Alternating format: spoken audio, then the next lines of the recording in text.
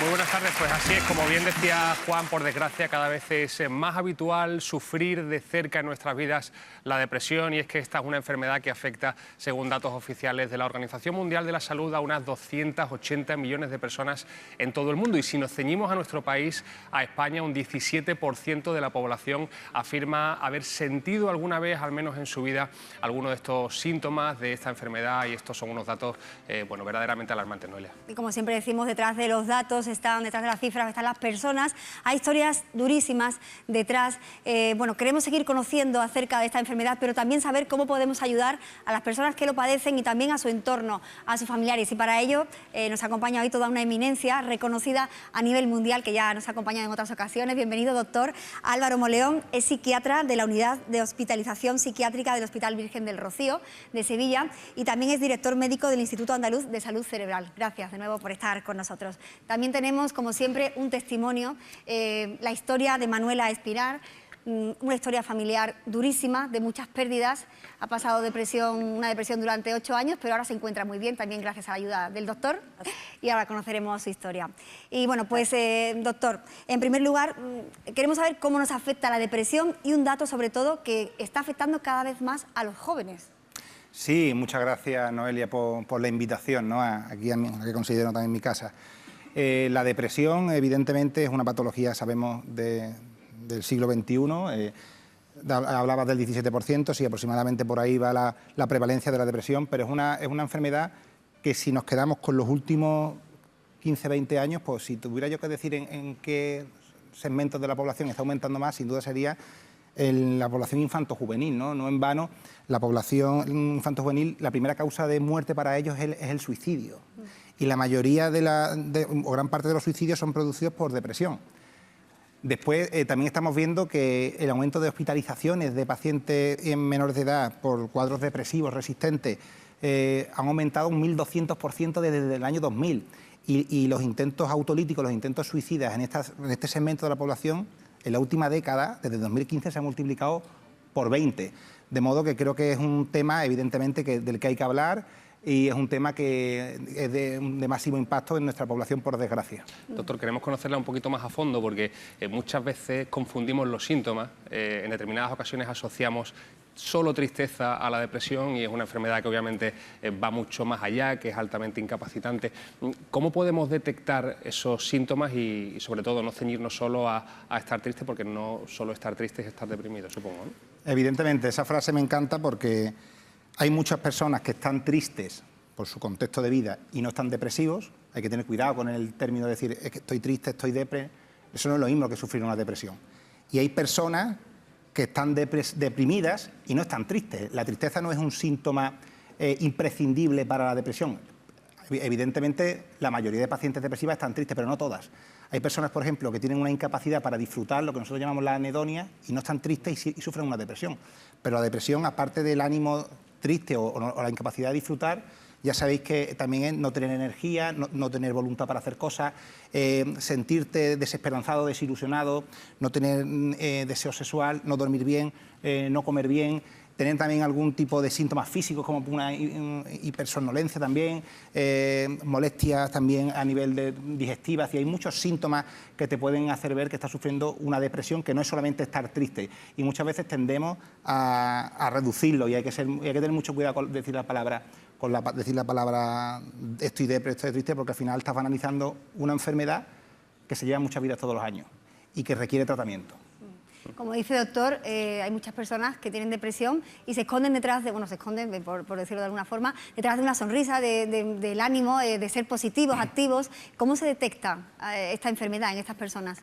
Pues ese perfil que me comentan, Noelia, precisamente es el perfil que nosotros vemos más en los hombres, porque en los hombres todavía en los años en los que vivimos, y pese a los diversos testimonios de influencers o de personas referentes que hacen que el estigma disminuya, el hombre sigue sufriendo más estigma entre los mismos hombres, entre el sexo masculino, en lo que viene a ser sufrir una enfermedad mental. Y tendemos más, sobre todo en gremios como, por ejemplo, en Guardia Civil, Ejército, son gremios en los que decir que estoy depresivo, estoy triste, tengo ansiedad, parece que eres un débil.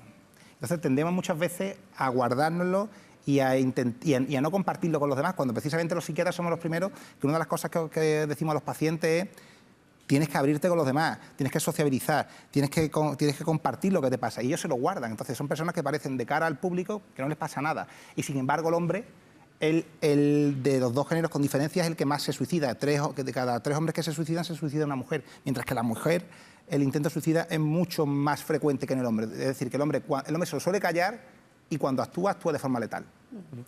Bueno, ahora hablaremos un poco de cómo podemos ayudar, sobre todo los que estamos cerca de las personas que lo sufren, pero ahora vamos a conocer a Manuela, que es una persona que ha pasado por mucho en su vida y ha recibido muchos golpes, pero ¿cuál es ese primer golpe que recibes en tu vida y cómo empieza o cómo llega la depresión a tu vida? La depresión y la ansiedad llegan a mi vida en el momento que somos 7 hermanos, éramos. Llega a mi vida desde que fallece la primera hermana con 21 años. Ahí llega. Pero tengo un hijo y parece que la vida me fuerza a continuar, a llevar a mi hijo hacia adelante y la tengo, pero no me doy cuenta.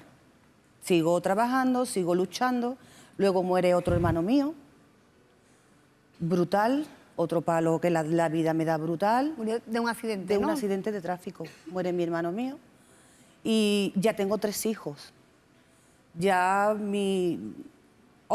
tenía depresión, pero tenía que luchar por mis hijos. No podía otra. Y ya lo último que me pasa es que un 21 de mayo se va a la playa mi hijo y no vuelve. Tiene un accidente de tráfico y muere. Y ya mi vida no continuó. Ya no podía hablar, no podía caminar, no podía respirar.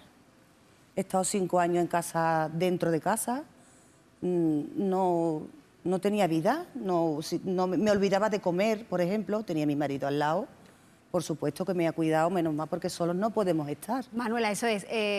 Nos ha contado antes que ella por ella no se hubiera levantado durante todo este tiempo, han sido 8 años. 8 años. ¿Cómo era ese día a día que nos está contando? ¿Quién le ayudaba a levantarse? ¿El entorno también es importante? Sí, el entorno, mi marido me ayudaba a levantarme, mi marido a todo. Mi marido era una persona en dos, a todo, a poder comer, a poder asearme, a poder hacer algo, porque mi vida se derrumbó por completo y yo no pensaba que me iba.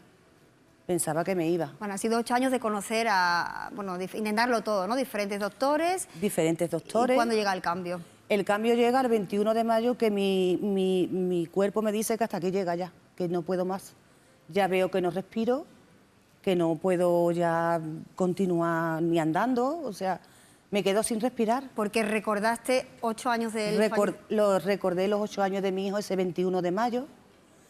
Y ya tuve un ingreso grave y ya no, en ese caso, cuando llegué a casa nos planteamos, porque me lo dijeron que me iba. Entonces mi marido se planteó buscar a un doctor que me pudiera ayudar, buscar una segunda opinión.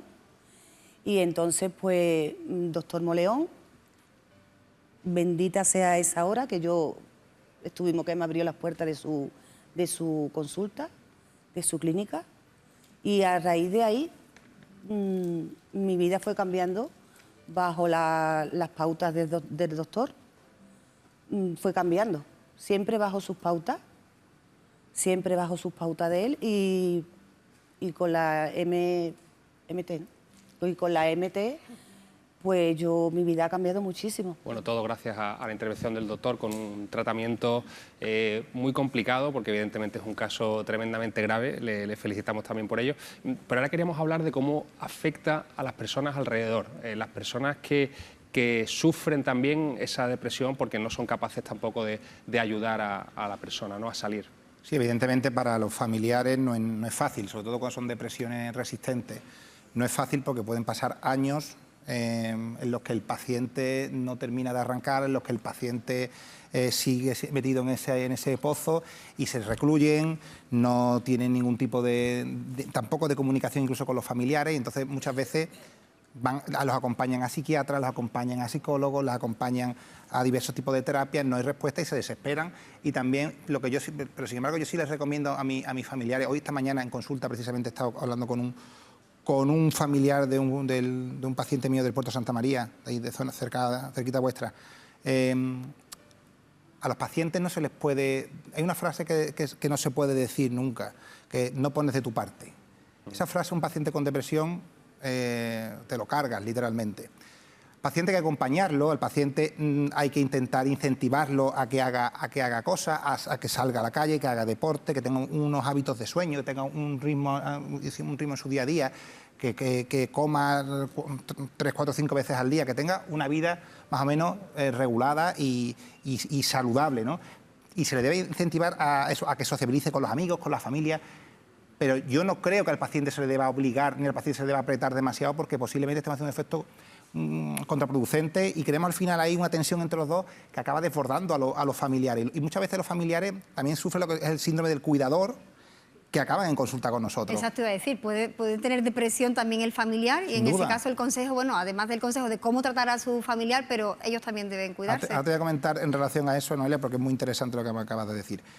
La semana pasada, de una familia que vive entre Ceuta y Málaga, nosotros el año pasado tratamos a su hijo, José María, con estimulación magnética transcraneal, el caso como nuestra amiga Manuela. Y fue un caso muy bonito, un caso espectacular, un chico joven con problemas de adicción y de depresión.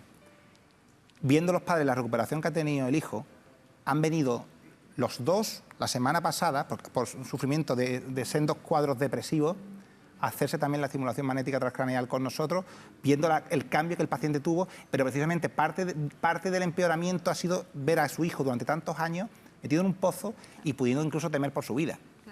Bueno, pues muchísimas gracias, doctor, por darnos luz sobre esta enfermedad. También, por supuesto, a Manuela, por tener la valentía de venir, porque no es fácil, y la energía de venir a contar su historia. Y que, bueno, gracias a vosotros dos conocemos un poquito más de cerca la enfermedad y somos más conscientes de lo que implica y podemos ayudar. Gracias. Muchas gracias.